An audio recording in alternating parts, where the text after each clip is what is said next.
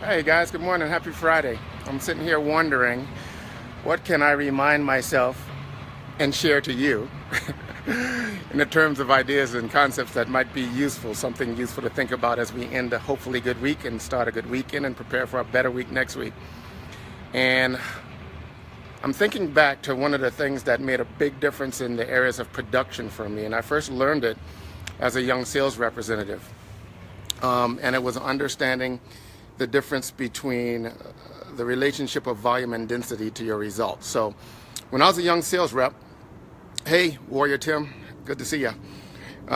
Hey, when I was a young sales rep, 100 years ago, it was mandatory. It was mandatory that we made 100 calls a day. We had to fill out a form, turn in a sheet every single day. And we made 100 calls a day. It was mandatory. And I did this. I did this exercise with very modest to not impressive results. Then one day, through a conversation with a person that was performing better than me, I realized a slight distinction that changed everything. I was calling 100 different people a day.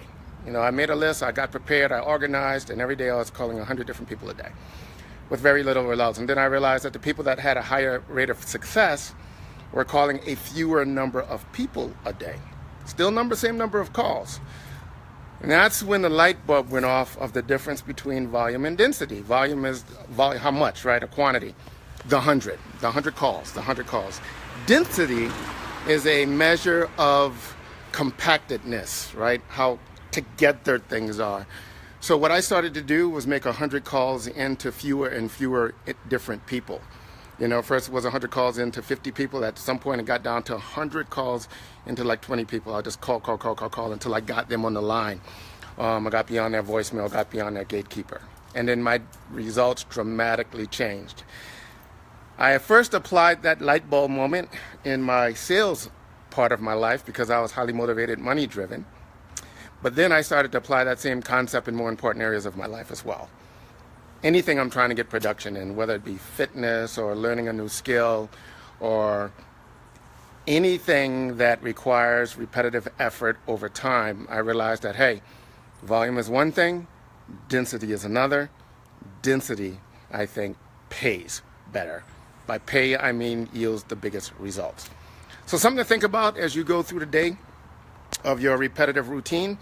And I hope you have a repetitive routine, because if you don't have a repetitive routine, that means you're not taking a systematic approach at whatever it is you're doing. And if you're not taking a systematic approach at whatever you are doing, there's a huge degree of undocumentable, untraceable, unmanageable randomness that you are relying upon. And the sad thing about that is when you strike gold, you won't be able to repeat it because you won't know the formula you applied to actually get it. There's something in being able to do the mundane, the boring, the repetitive, that is not only powerful in nature, and maybe I'll talk about that on a different call, but it's absolutely powerful in human progress, human production, dare I say it, human success, as defined by you.